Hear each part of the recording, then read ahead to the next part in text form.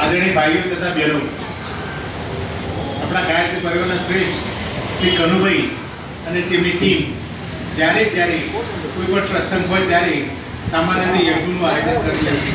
આજે બુદ્ધ પૂર્ણિમા નિમિત્તે એમની ઈચ્છા થઈ કે આપણે ગાયત્રી હોસ્પિટલમાં ત્યાં યજ્ઞનું આયોજન કરીએ અને સુંદર રીતે ગાયત્રી યજ્ઞનું આયોજન કર્યું છે.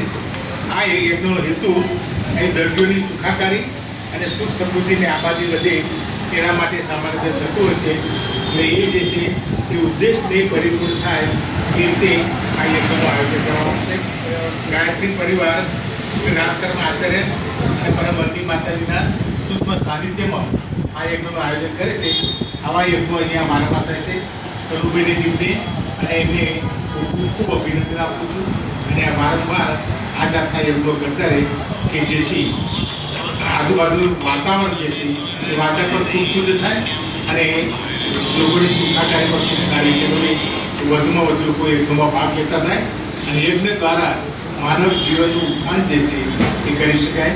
ગાયત્રી મંત્ર અને ગાયત્રી યજ્ઞ, ગાયત્રી માતા અને ગાયત્રી યજ્ઞ.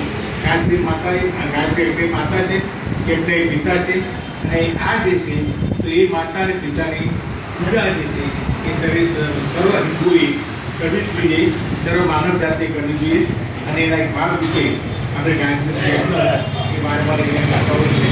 અને હું આશા રાખું કે કનુભાઈની ટીમ આયોજન કે વારંવાર કરતા રહે કે જેથી લોકોનું સુખાકારી વધે, લોકોનું માનસિક શારીરિક બૌદ્ધિક રીતે ઉત્તર થાય અને સુખાકારી વધે. ધન્યવાદ.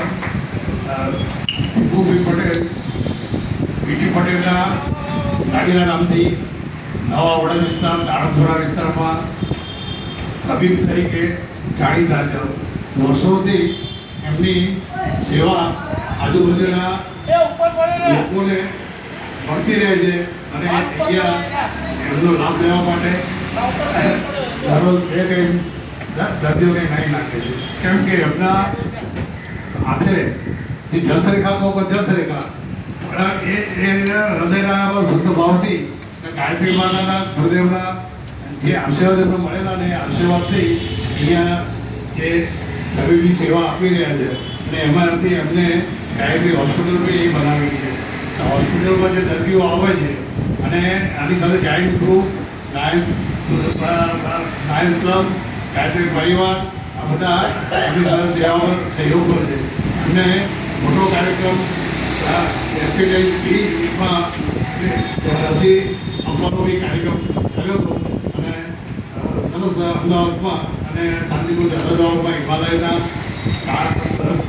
તળેટીમાં બી અવારનવાર કેમ્પ કરે છે, સેવાઓ બજાય છે.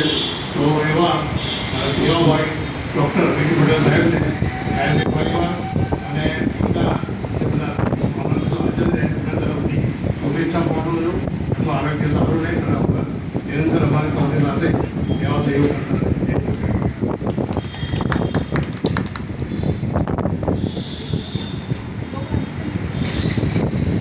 કાર્યક્રમ આગળ વધારો.